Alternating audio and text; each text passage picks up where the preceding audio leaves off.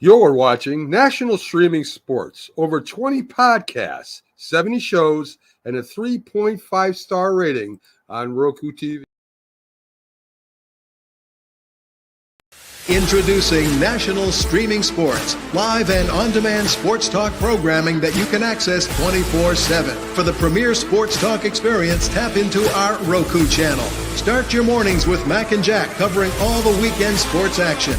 Then pour a cup and enjoy all the sports you can drink on the Coffee and Sports podcast. At midday, talk sports from east to west on the Coast to Coast podcast. Followed at night by some hot girl talk with Prim and Proper Sports featuring Sonia Pearson. Talk boxing on the Gloved Fist. Yankee fans tune in for Start Spreading the News. And there's more on the College Sports Huddle and Sports Scope with Robert Butler. There are 20 podcasts in all and 70 weekly shows giving us a 3.4-star viewer rating.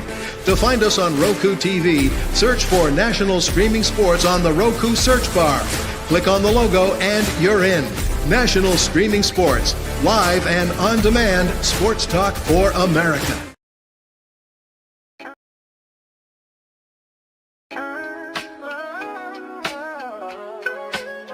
Yeah, yo, it's game time, ain't no messing around. Huddle Sports Network, the best in town. From NFL rumors to the latest trends, we got all your sports, just tune in, my friends. Catch us on Roku, Fire Stick, take your pick. Facebook, YouTube, where the action's slick. Daily shows that drop like a bomb. From 10 to 11, it's Ken and Ken, stay calm.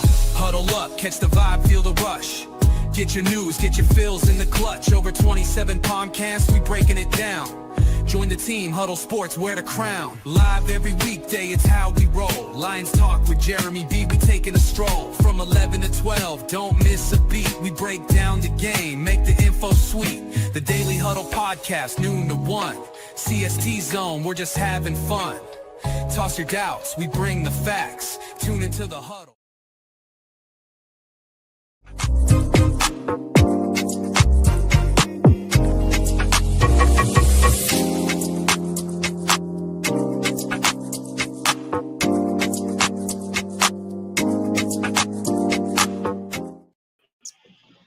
Good morning and welcome to our Sunday morning sports show. I'm your host here, Sonia, with Keith Engel, Bistrilla, and James Martin. Good morning, gentlemen. Hello. Happy Sunday. Good morning. Of course, hope everybody's doing well. Shout out to all the affiliates we just ran a commercial for. Huddle Sports, good morning. This morning we are on their network live every Sunday from 8 to 9. We're on National Streaming Sports every Sunday from 8 to 9. And of course, Elite Sports Entertainment Network 8 to 9. That's all Eastern Standard Time. And then during the football season, of course, we are 8 to 10 a.m. All right, guys. So the big news is already out the way. Keith, I have not had you on my platform. Of course, Bistrilla, J Train, and myself talked about, I will be nice because today is Sunday, Aaron Rodgers arriving and, supposedly arriving and getting a contract. First of all, your thoughts that it finally finalized, and then we'll go through the numbers here, gentlemen. Yeah, our long national nightmare is over. Aaron Rodgers has landed in Pittsburgh, and all I can say is good luck because it hasn't gone well for Aaron Rodgers anywhere in the last, 4 years? I don't know why the Steelers think this is the way to go, but, it's a one-year contract. They probably weren't going to do all that well this year anyway. I don't think I would have brought this distraction in because him and DK Metcalf ought to get along great, I would think. Don't you think? I just would have stayed. That's all. I think it would have been a very interesting, some interesting sideline conversations with Mike Tomlin, Pickens, Metcalf, and Rodgers. I think it would have been interesting. But look at that. Smells of desperation. That's all I can say. There's nowhere else to go. Good morning, Richard. And Scott, good morning to you. We'll get to that momentarily. Thank you so much. Definitely going to bring that up.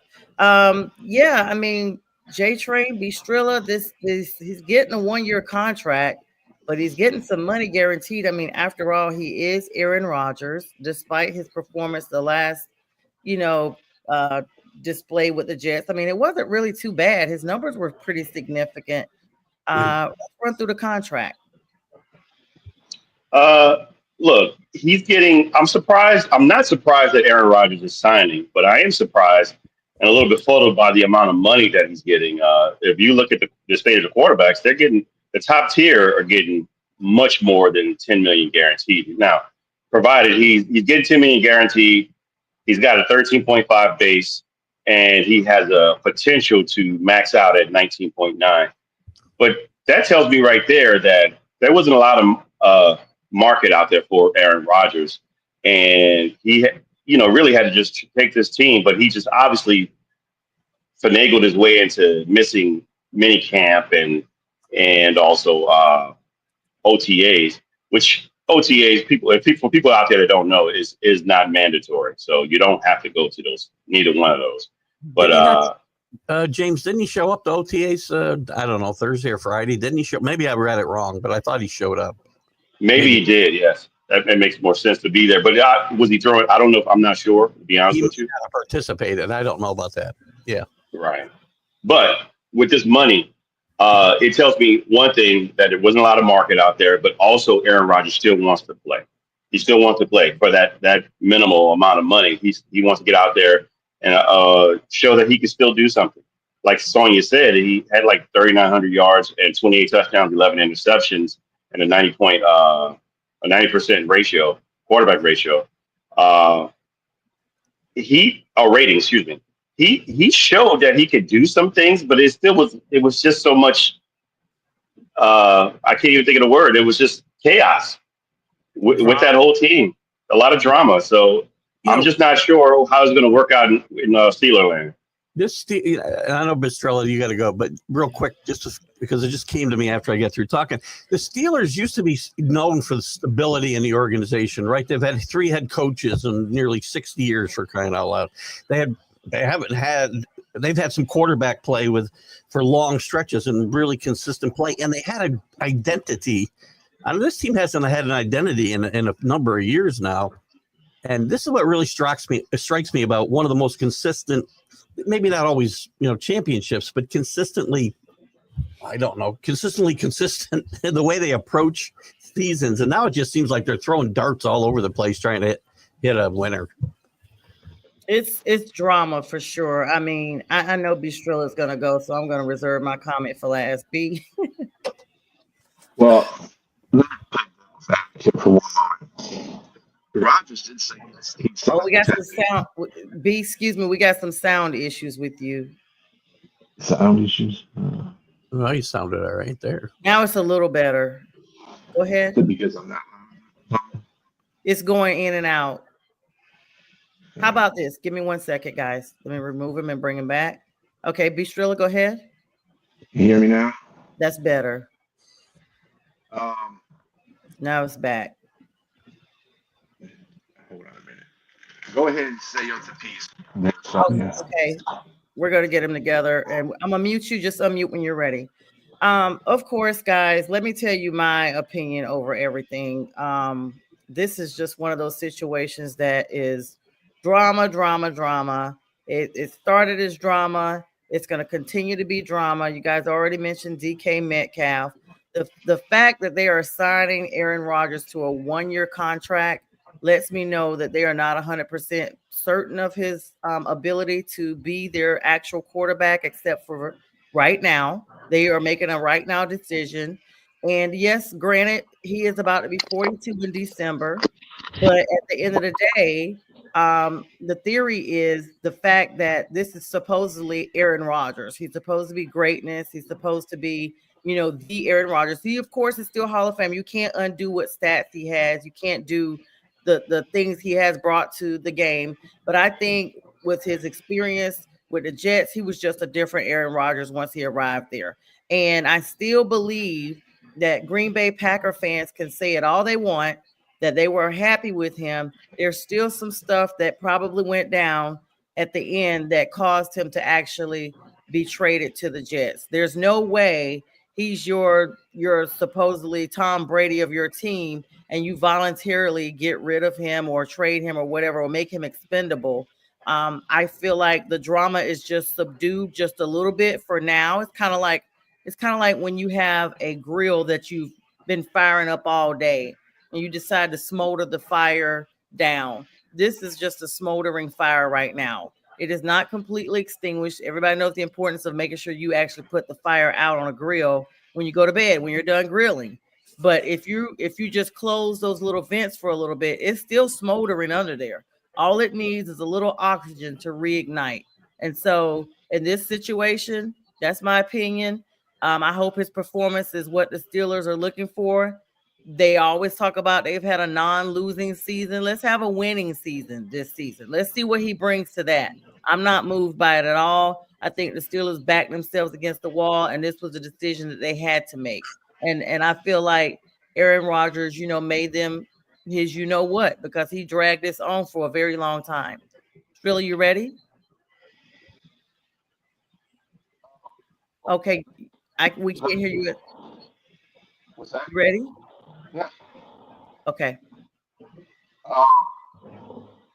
What I'm saying, It's still bad. That's wonderful. That's interesting. still can't hear me? Yeah, it's still bad.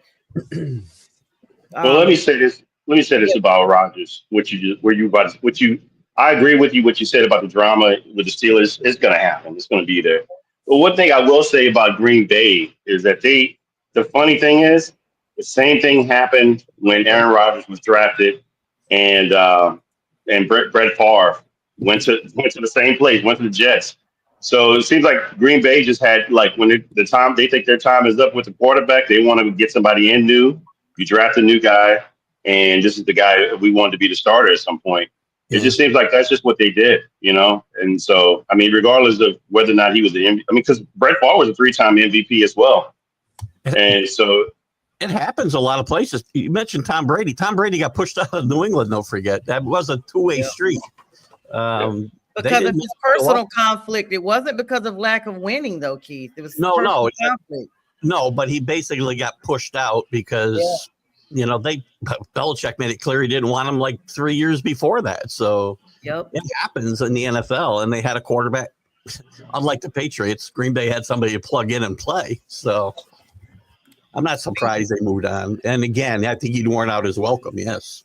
Yeah. B, you ready? Yeah, I guess. Maybe. Yay! There you go. Maybe they don't want me to talk about Aaron Rodgers. That's why. Anyway. But anyway, back to being a devil's advocate on this situation. First of all, Aaron Rodgers only asked for $10 million anyway. He said, I'll play for $10 million, and they just gave him all the extra incentives, blah, blah, blah. So it wasn't about the quarterback market in general, because they probably would have paid him anything had he asked for anything. So that point is kind of mute on a Rodgers contract signing. But as far as him being there and causing a distraction, I mean, there's a 50, maybe a 75% chance that might happen. But think about it like this. If he goes there and does his job and he doesn't have distractions, that's a good offense with him. It's better than what they had with Mason Rudolph or with Will Howard, because Will Howard's a rookie, obviously. So, I mean, and they still have a chance to get Jonnu Smith from Miami. They haven't made that. They haven't pulled the trigger on that trade yet. They still got Roman Wilson, and they do have Metcalf. They have Freiermuth. They have a pretty good set of running backs. They're doing a running back by committee, which is pretty much what the NFL does now anyway. Their offensive line has come back. Last year, they had a lot of injuries on their offensive line, so their offensive line should be healthy and good to go. And, of course, they have their vaunted defense, which Pittsburgh always has every year. So if you kind of look at it in a positive way, Pittsburgh could either, they could win a division, they could be second in division, or they can just be poop if he decides to be the Aaron Rodgers we all know and love. And that could put him like third or last. Well, I don't think they're going to be last. I think Cleveland's pretty bad. So, yeah. I mean, but Scott basically made a good point. He said if Rodgers was this good, would he be playing for his third team in 4 years? Wow. That is actually true. I mean, he's probably declined because of his age. Yeah, I'm about to say that it's just some of his talent has eroded, but the majority is still there. some of it's just due to age, and then of course, not a quarterback like that. You want him in a prime situation. You want him to take like him and put him like Montana when he left the San Francisco 49ers. He went to a really good team yes, he went to Kansas City Chiefs, and they went to the AFC Championship the next year. Had Marcus Allen as a running back. They looked really good. I think Rodgers needs to be in that type of situation. And is he in that situation now? No, I don't think so.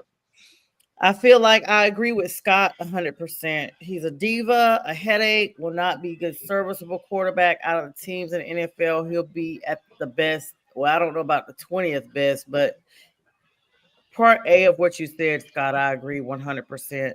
Yeah. I guess we'll be talking about this. He's basically succeeded in making himself the talk of the town. And this will continue.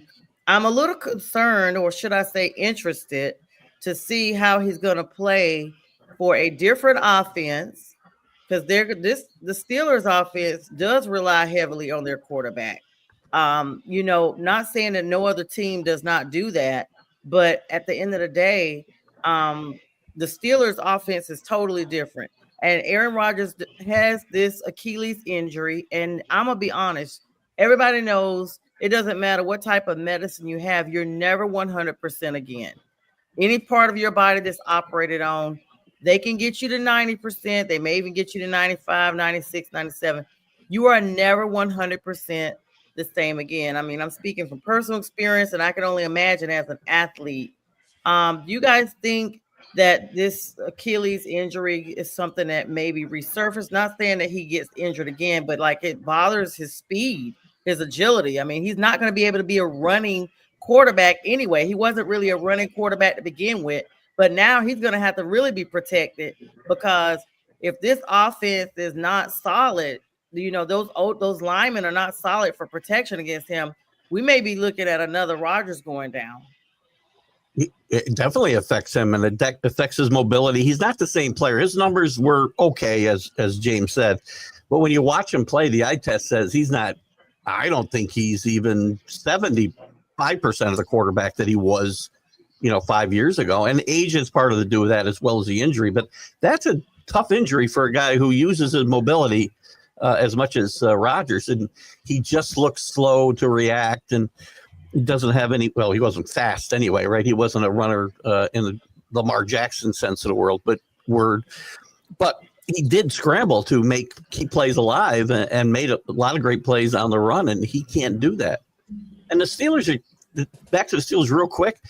They seem to be happy. Sonia, you mentioned that they're happy to keep their record alive, right? Of not having losing seasons instead of contending for Super Bowls.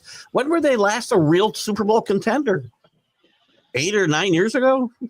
Close to the time that Rodgers won his last Super Bowl, which is 2010. Yeah, which was against the Pittsburgh Steelers.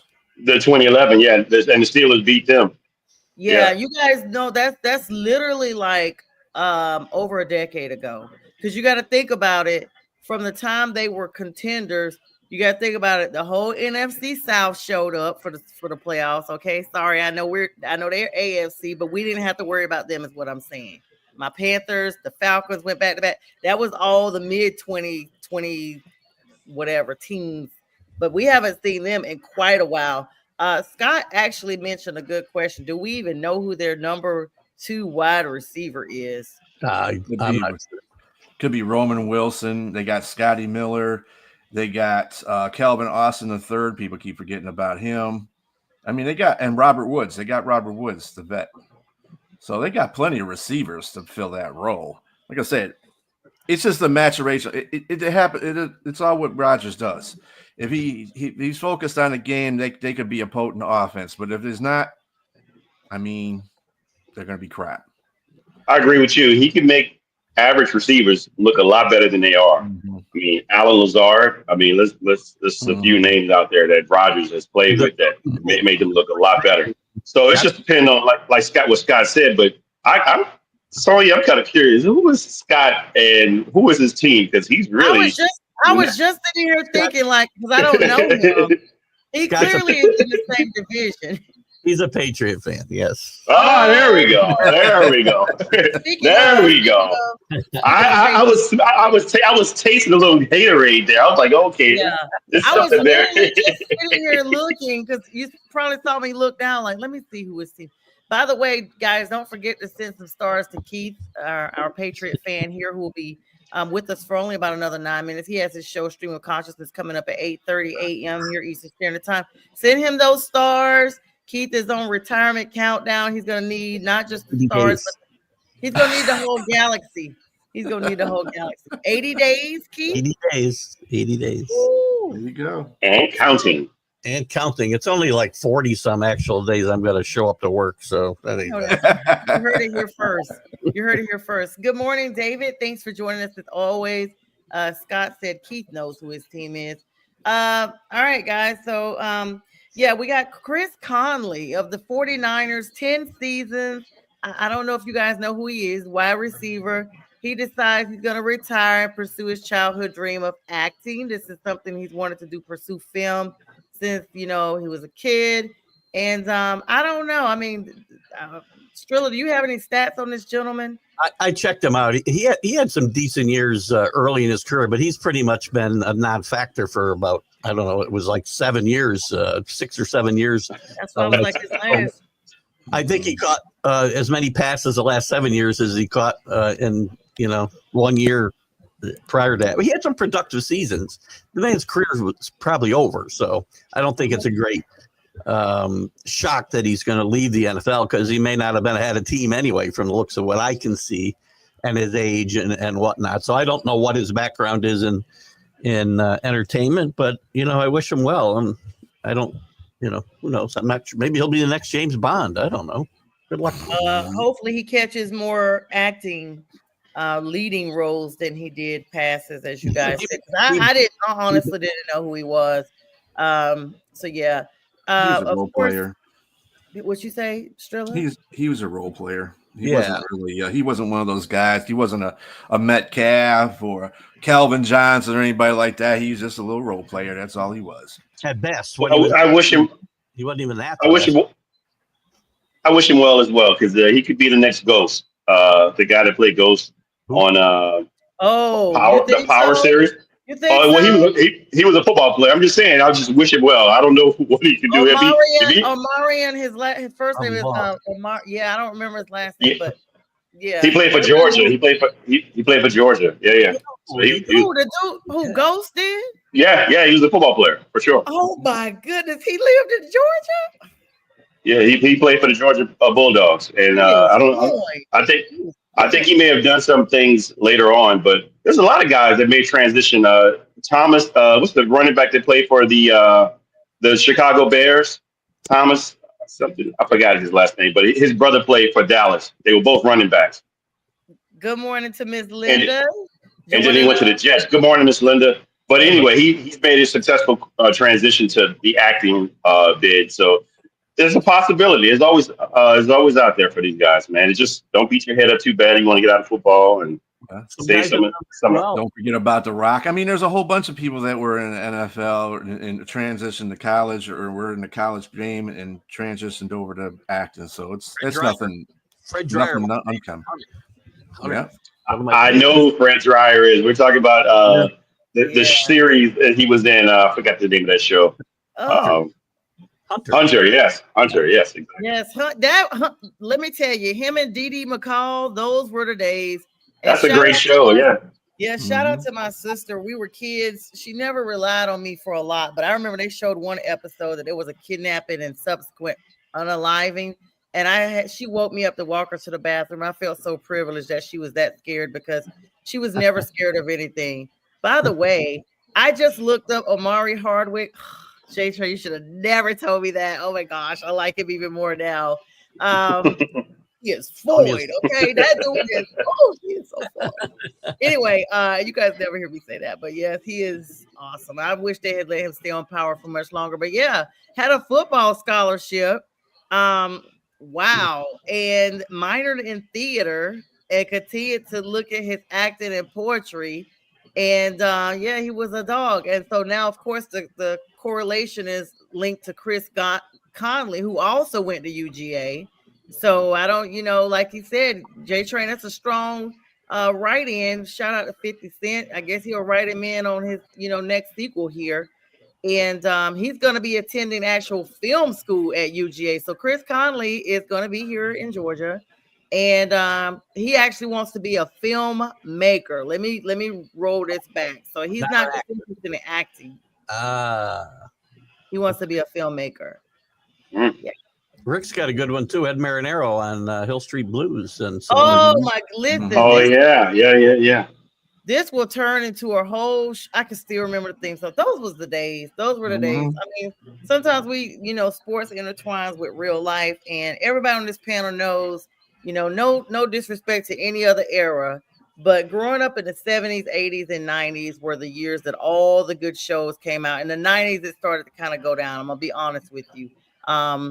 Those syndicated shows on TV, One and all these PBS and stuff, those are the shows that I like to watch because everybody just was so carefree and really put a lot into acting, and you could just see the talent. But kudos to him. Keith, before we hop off here, let's congratulate Coco Gauff. What a big play. Scott brought it up earlier. Coco Gauff's the first player since Serena Williams back in 2015. Getting big things popping here. Still a young lady, just really, really, really coming up in her talent. I mean, is there any better reward than where she is now? No, she's at the top of the tennis game. And by the way, shout out to our good friend Mac McGrath, because he was touting her when she first came on the scene like 5 years ago. Oh, Mac, wow. The few times we talked about tennis, but if she was in, we always brought her up. So don't be offended, Linda. I think he was just, professional interest. So. Coco Gauff, she defeated Arina Sabalenka, winning her first French Open singles, which was yesterday. She becomes the first American woman to do so in a decade. And she had an emotional victory, of course, that she was, quote, dedicated to Americans who look like her. Sabalenka expressed that it was the worst final she ever played. So she got her tail handed to her. So congratulations. Way to give credit to your opponent, I guess, right? I played horrible. Yeah, like I just backhanded compliment. Literally a backhanded compliment. Literally a backhand. 360 backhanded compliment. Right. I like to forgot to tell you guys your favorite former cornerback got his butt arrested again, Covington, Kentucky. This time Adam Pac-Man Jones. You remember him. Don't nobody mess with 5'5". Him and Vontaze Burfict up there in Cincinnati years ago. Got arrested, multiple charges, beating up on a law enforcement officer, all of that. Linda says, no offense taken. He sure did. Absolutely. Right. Yeah, I know he did. Yeah, she knows. So Strilla, I mean, what are your thoughts on this beatdown? Well, actually, let me get Keith, because Keith's about to hop out of here in a second. Are we surprised? I mean, I'm sick of these former players that have nothing else to do than make themselves relevant with mug shots. He did it when he played, and some guys just own. I mean, okay, I hate to. I don't want to sound. This will sound terrible, but some guys just can't get out of the hood, right? I mean, they just can't get. No, it sounded factual. Don't you worry about it, Keith. I felt like you were going there with this. There's a lot of guys like that. I mean, and worse cases than him. Aaron Hernandez being the poster boy for this type of thing, and they just leave that life behind. And I'm never surprised when I pick up a paper. That's pretty funny. What that was the 80s. I was going back. Yeah, sure. That was going back in the time. It seems like every week I have one of these flashbacks about 25 years. Sorry about that. Like, is this guy Fred Flintstone on here? Pretty close. I'm not surprised anytime I see his name in the news. It's just, and it's never for something good. It's in a strip club. It's beating up a cop. It's whatever. Yeah, fourth arrest since 2021. Third consecutive year. He's had multiple public intoxication charges. Some of this stuff, I think these guys need to go into some type of counseling or debriefing once they leave the league. You gotta want it. You gotta want help before you can get help. So, All right, guys. Speaking of wanting to get help, Keith Engel's going to help us out on Stream of Consciousness here in about 10 seconds. Keith, always great to see you. Have a great week. You too, guys. Bye-bye. Take care. Take care, Keith. Keith Engel, everybody. I'll hop over there and check him out. I'm trying to get out of here. I can't get out. What's going on? I'm gonna help you out. We're gonna make you stay. There you go. Got him out of here, guys. All right, Keith Engel, everybody, and I'm gonna switch sections here. All right. Yeah, guys. So I mean, 4 times since 2021, it's like an arrest a year. And it seems like his other arrests always stem from intoxication. That's usually, people do act out once they have, alcohol. It's going to inhibit your behavior. But this time he had in 2023, terroristic threats at an airport. 2024, last year, he assaulted a police officer at a boxing event. This dude can't even go out in public without showing out. And then, of course, yesterday, and people want to rally around him because they're saying, he only had a $10,000 bond. He's got court tomorrow. They said it was a disturbance yesterday at a bar that involved a customer and an employee, and he was the one taken into custody, and he assaulted a police officer again at that point. So he has clearly no respect for law enforcement unless, he's, they're trying to cuff him and he's like, don't touch me, because we've seen that. Now his agent, of course, Peter Schaefer has come out basically saying it's overzealous policing, systemic issues. And we see this, guys. Let's not turn a blind eye. We know that systemic issues are very prominent. But you have to look at it like this. When you've been arrested for a pattern of the same behavior, people they're gonna handle you a little differently when they run your name and like, oh, okay, it's him again. This is what he does. So, we may have to look at this a little differently. J Train, what are your thoughts on that? I know Strill is looking up some stats for us and some stuff he's gonna fill us into. I am in full agreement with both what Keith said and what you said. I agree that yes, there are some systemic things, but if you're a person that has a pattern, has a history, has a past, you're no longer in the league, you might want to keep your name out of everything. I mean, why you keep going to these certain places where that type of stuff can occur?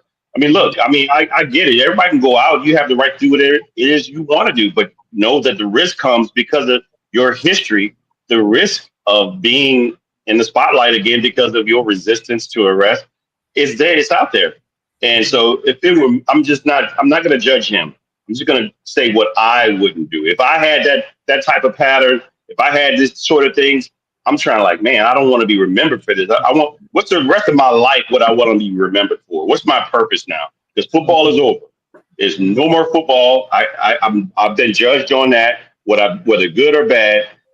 Let's figure out the rest of my life. Let's figure out what I'm going to do going forward. And this is not, clearly, you're not in the position to say that I want to try to do things better because you're still doing the same. You keep bumping your head doing the same things. Again, even as you said, that it could be someone, they're going to look at you differently because you're in a situation where you have a past, you have a history. So I'm going to treat you differently. And it could be unfair, but it is what it is because you brought that on yourself.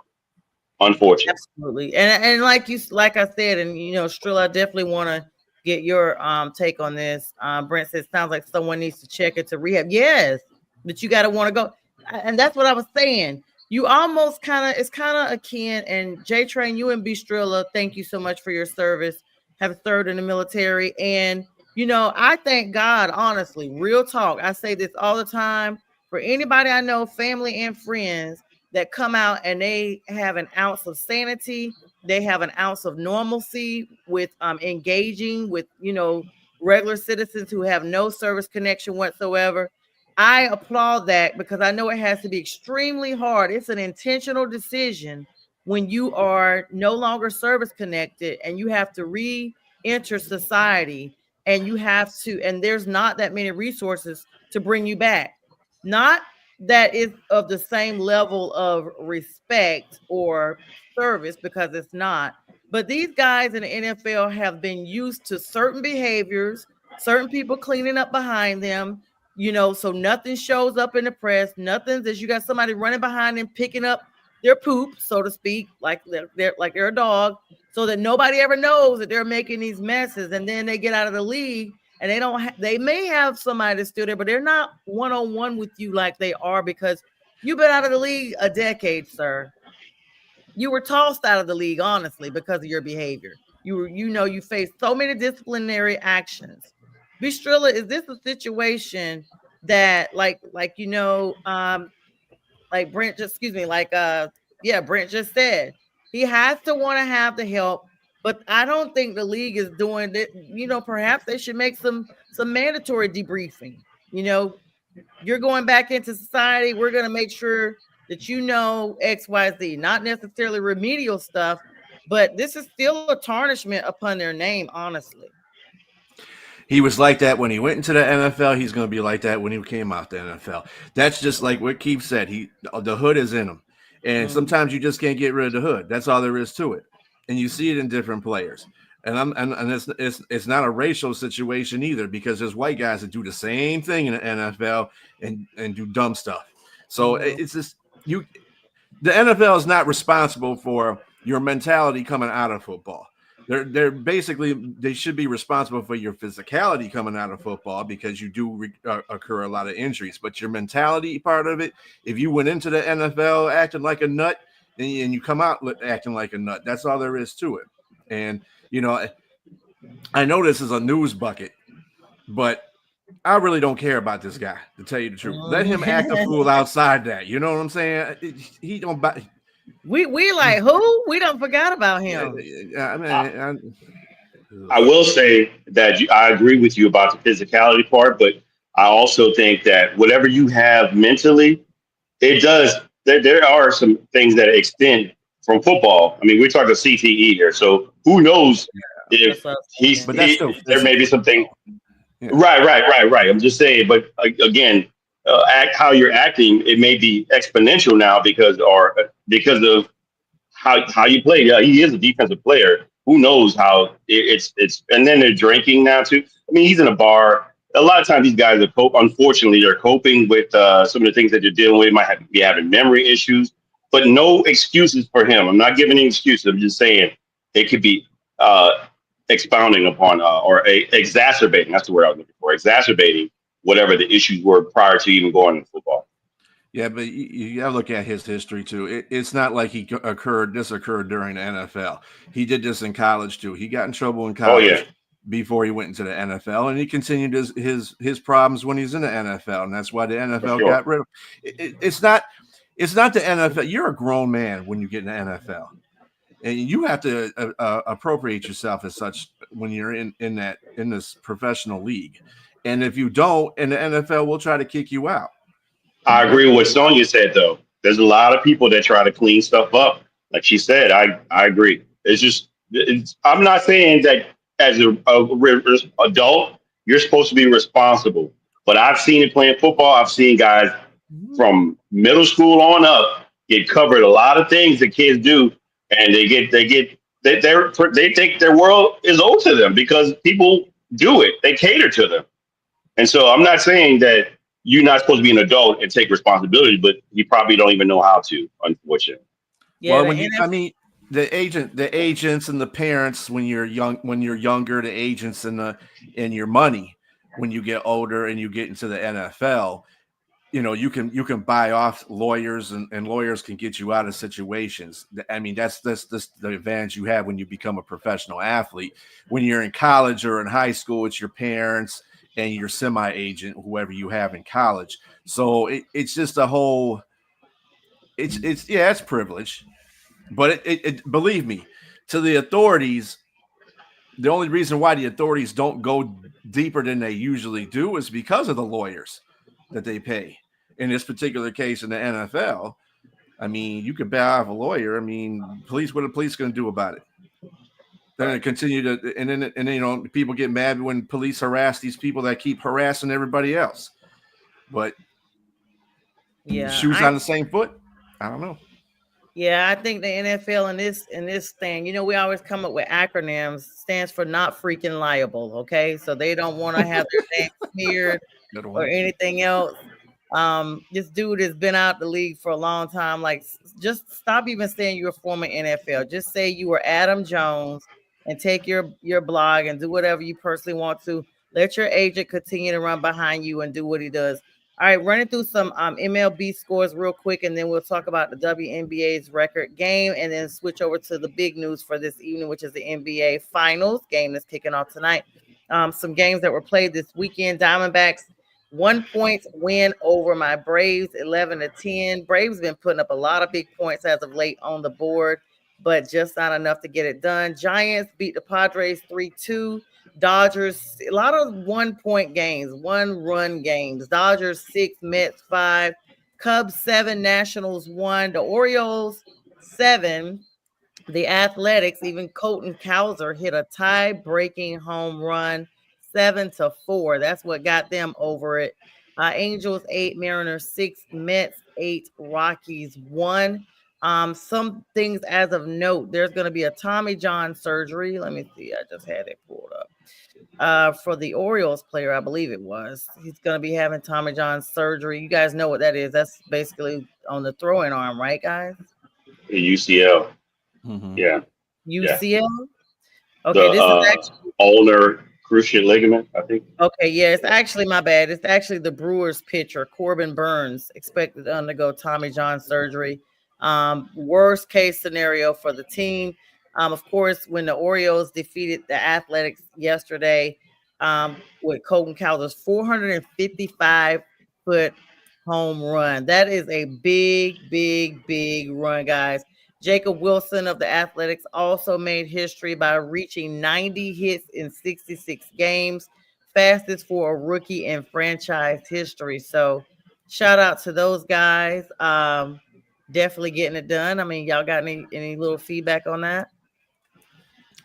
Well, as far as the MLB this weekend, the two best teams in the majors were playing the last 2 days, which was the Chicago Cubs and the Detroit Tigers. Detroit Tigers took the first one 3-1, and last night the Cubs smoked the Tigers. Well, I guess 6-1 is not smoking somebody, but in these terms, being to the two best teams, yeah, you smoked them. They hit 5 home runs to get 6-1.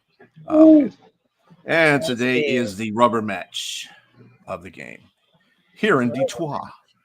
Go Tigers, as we say in Louisiana. Go Tigers. The D Tweezy is getting it done. All right, WNBA, the Indiana Fever defeated the Chicago Sky in the first ever WNBA game held at the United Center in Chicago, front of a record-setting crowd. And you guys, we should not be surprised about this. Everybody's been looking for this matchup for a long time. Record-setting crowd, guys. I mean, what are your thoughts on that? I mean, I saw some of the highlights. It looked packed in there. Caitlin Clark didn't play, though. She did not. And that's the thing. They were saying the ticket sales had gone down because she was injured. But then they showed her show up at the game. She had on heels. I'm confused. Everybody was talking about that. Everybody was literally talking about that.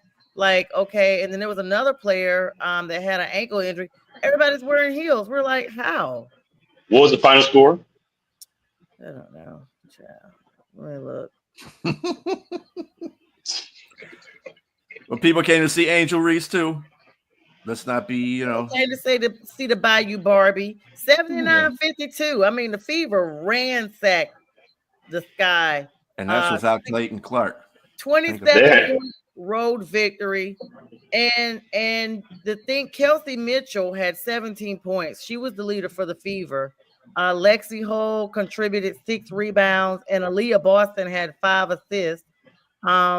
Now, their assistant coach, Austin Kelly, was the former head coach for the Fever in the game. So, I mean, you got to think about it. This was his first official win as a head coach in the WNBA. Yeah, I don't know. What did Angel Reese do? Honey, they're not even talking about her. Let me see. Y'all got me looking up stats, and I be trying to get y'all to just do it. So, let's see. Yesterday,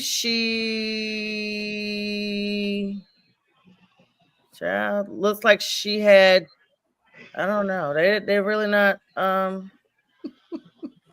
Must not have been impressive enough to do anything. She didn't do anything. Yeah. Yeah, it's just unfortunate. Blown out like that, you didn't do anything. Yeah, I mean that she couldn't have. I will tell you guys this. they basically said that oh Lord, that's not what I want. Keep talking, guys. I'm gonna find this. We never go through this. Y'all gotta start looking at stuff up so that I'm not put on the spot. I'm never put on the spot. Sorry. Go ahead, J Train. Reese had 4 I was just points, gonna say- 12 rebounds. Of course. it was just- Nothing. Yeah. She needs to improve her scoring, and she needs to come up with some moves.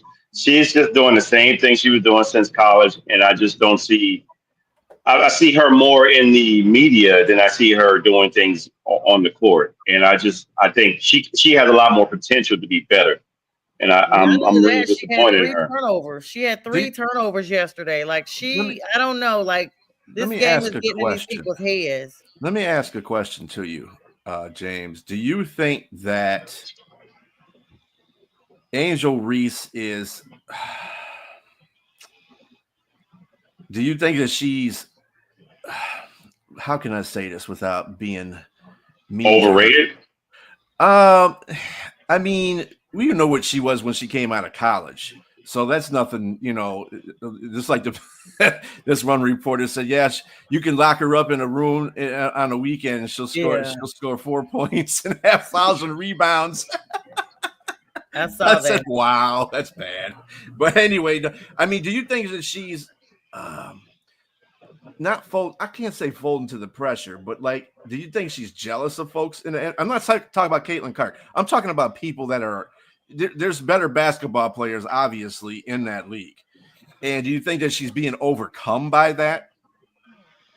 That's a possibility. There's a possibility. I just think that I don't think her focus is in the game. I think she's focused more so on her brand. And she has a big brand. She has a major brand, but she needs to pull back a step. If she really, maybe she don't care. There's a possibility. Maybe she don't even care anymore that she's gotten her brand. She don't want to work on getting some more finishing moves. She can rebound. You see her rebound. She rebounds out, but she can't get a shot in.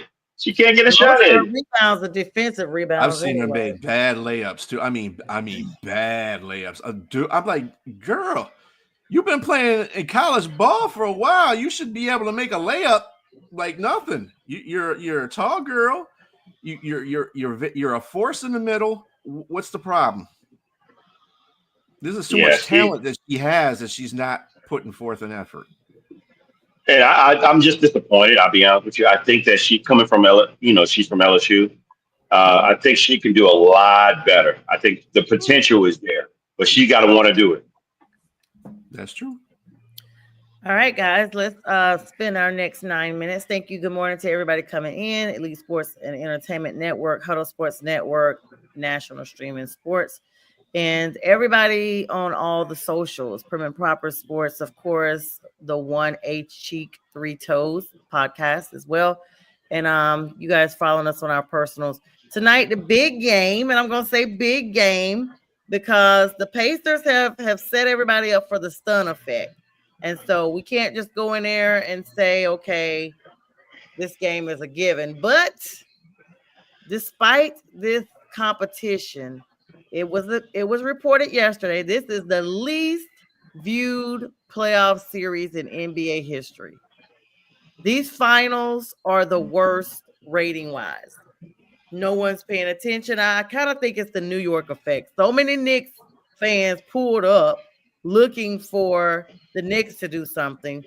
So let's go back. First, you got the Celtics fans that was there because they're going to come out. Like, I know Celtics fans that's never been to Boston, but they've been rolling for the Celtics for a long time. They just love the luck of the Ivy, I guess, the Irish. And so they were out. So it was in droves. Nobody was complaining about the viewership. Okay, Boston's in there. Jason Tatum goes down. You see it trickle down a little bit. New York's still in there, and y'all know how New York is. They want to be big and bold and in your face no matter what it is. We New York, that's how they are. So they were there, same with the viewership. Now that they've been eliminated, you have basically, it's like a bad storm. It's all the wind and the rain and the thunder and the lightning, no pun intended for the OKC Thunder. And then the storm triples down, it's moving out of the area, and you're just getting the last sprinkles of the rain and the clouds. And that's what's happening right here. So we have to tell you guys that they're playing tonight, game 2. But tip off time 8:00. You guys can tune in around 10:45 to see what the score is, and it's going to be on ABC, ESPN, Deportes. Pacers may still get this one, guys. They may win 2-2. They got to win tonight. If not, they're probably going to get eliminated the next few games. What do you guys thoughts? Well, they ain't winning tonight. Okay. Which is funny because Las Vegas has them exactly the same place they had them in the first game at 10.5. I'm like, okay, you think you bamboozle us once, but try to do it again, huh? At Las Vegas. Okay, we'll see how this works. Let's go ahead and take this snippet now. I'm calling the Pacers for game 2, but go ahead, guys, with your analysis on this one. Yeah, OKC is not going to lose 2 games in a row. This is not happening. They like I said, they learned sometimes with younger teams in the playoffs, especially with OKC and the grouping that they have, they're very talented. They, like Chet Holmgren, he's got to step his behind up. He didn't do nothing in that OKC game, and that was probably one of the things that I saw in there as well. Is a lot of the guys that usually play really well did not play well. Well, there's 2 of them, but even though Jalen Williams did play pretty well, he didn't. There was some times when he missed some buckets when he was straight up. He could have made the shots and stuff like that. I'm not putting it on at Shea Butter, but because Shea Butter did a fantastic job. You scored 38 points, you should win that game. But I just think that OKC is not going to make the same mistake that they did the first game. Coaching changes, I think that was another thing that was a problem. I think he's going to go back to his original lineup. And other than that, I just don't see OKC losing this game. What you got, James? Yeah, what you got, James? Well, I do want to touch base on the viewership. I'm not surprised at that. These are 2 small market teams. You're not in New York, you're not in LA, you're not in Boston, you're not in Chicago. The viewership is going to be down because these markets are very small. Most people don't have a dog in this fight. You don't have a LeBron James name. You don't have a Steph Curry name. You don't have a Jason Tatum name in there. And everybody's just getting to see who SGA is. They're just getting to see who Tyrese Halliburton is. So they're figuring they're going to see these guys now. So they're gonna maybe their viewership, if they repeat and go back next year, maybe the viewership will go up. But no one has a dog in this fight because there's no major marquee name there. Now, that said, I have to agree with Sonia. I think there's a possibility that the Pacers go up 2-0. And my reason for saying that is that, again, I'll have to reiterate, 25 turnovers, man, and still come back and win the game is just really hard. The transition defense for Indiana Pacers was really good. So Carlisle got these guys, if you make a mistake, fine, cover it up defensively. In regards to Chet Holmgren, they put the defense on him. And I'd be interested to see how they regroup and how they bounce back, which they can. But I'm not going to be surprised if the Pacers go up 2-0 because I just think that they're underrated. They're really underrated, and they match up well against this team. So we'll see. I 100% agree with Brent. OKC got their wake up call, but not in the status where they're gonna do something about it. You got to think about that the Thunder dropped 1 game at home. That was a home game. The Thunder will be looking to even the series before it shifts back to Indianapolis. So they, like Bistrillo said, they need to win now because if not, it's going back to Indy. And so go back to Indy anyway. But the point of the matter is, if you looked at the playoffs and you looked at their season, OKC is not that team. Okay, they're not that team that's going to fold like that. They are going to come out and walk behind the next game. They got to rely on Shea. They got to rely on SGA, and he's got to be the leader of that team and bring the energy. Because if not, the Pacers have their momentum already set. Like the fact, like Jay Train said, they gave up all these turnovers and still came back to win. That many turnovers that the Thunder did not capitalize on is insane. And remember, there was a 15-point deficit for a while. And Well, this team has, like I always tell you guys, they have been setting the pace this entire playoff season. I know, I know that Indiana and Minnesota are two different teams. Granted, but when Minnesota blew out OKC in the first game they played, it was going to 7 games. Everybody was saying that it's going to 7 games. No, it's not. Come on. OKC came back and beat them, and then they blew them out the next game after that. I'm not fooled by this. Okay, Indianapolis, yes, they are a very good team, and they probably can run really well with them. But Oklahoma has the better players. They have the better players in all those positions. They have the depth to run with Indiana. I just think that it's just not gonna. This game is not gonna mold well for Indiana. They're gonna be happy to go back to Indiana with a 1-1. They stole a game in Oklahoma. That's a good thing for them. And as far as let me get a comment on that viewership too. Since 2011 and 10, NBA in general has dropped their viewership by 50%. Oh wow, I didn't know it was 50%. Yeah, 50%. People don't want to watch the NBA no more because of all the 3-point shooting, and there's no 90s, 80s, 70s basketball being played here. No defense. Early part of this, yeah, no defense. Speaking of 90s basketball, happy birthday to Allen Iverson, the answer, who turned 50 on yesterday. Welcome to the club. The answer. That's all I gotta say. AI still putting it out there. Him and Shaq have this whole documentary that's coming out. And yeah, so once Strilla talked about the 50%, it reminded me, and then he talked about 90s basketball. Allen Iverson, the answer.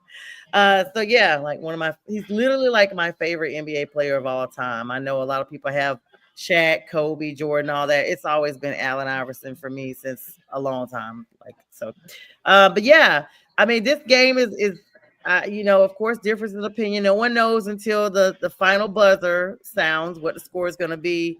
But this is going to be Siakam's going to have to step up. Him and Halliburton are going to have to be a collective front on this because they got to maintain what they started here. And I really wasn't that impressed with Siakam's performance. I mean, he got named the Eastern Finals MVP.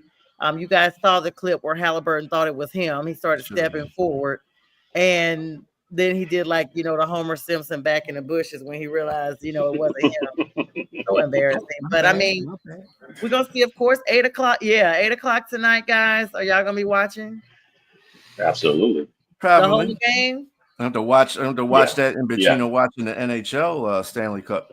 Too. Yes, let's run through that real quick, Strilla, as we get ready for the next minute and a half. Well, I told you this Stanley Cup is providing some.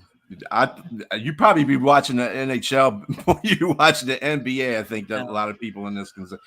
Edmonton and Florida Panthers have been to 2 overtimes already. Yes, a double overtime. The last game where Florida beat Edmonton. So. Is it going to be another overtime game? Because these teams are just playing. They're playing tomorrow night again, but yeah, they are tied. They're playing tonight. No, they're playing tonight. Oh, it's tonight. They're tied. No, it is tomorrow. Yep, tomorrow. That's why I was like tomorrow at 8. Yeah, yep. So yeah, watch that. That's going to be some good fun. Yeah, I'm rooting for the Oilers since the Panthers eliminated my Hurricanes. If you're going to watch hockey, this is the time to watch hockey right now during the Stanley Cups. They literally mirror these. It's so unfair to the NBA. They mirror this to literally have the same projected schedule as if there's competition to see which sport can get the more viewership. I don't like that. Well, if you feel it's not fair, saying it's not fair to the NBA is horse pocky. Okay, it's not fair to the NHL because the NHL hardly gets enough viewership as it is. So, yeah, when you're competing against the NBA, I don't know who the heck puts together these schedules because between the major leagues, I don't understand that whole situation. But whatever, it is what it is. It's crazy. All right, guys, always a great show. James Martin, Brian Arndt, and myself, Sonia Pearson. Today, make sure you guys stay on the Roku channel. We got sports 24/7 without the cost of cable. Debate show tomorrow morning. Mac and Jack show tomorrow morning. And tomorrow night's Glove Fist with Jack and Frank Lotierzo and all the shows in between. We wish everybody a great Sunday.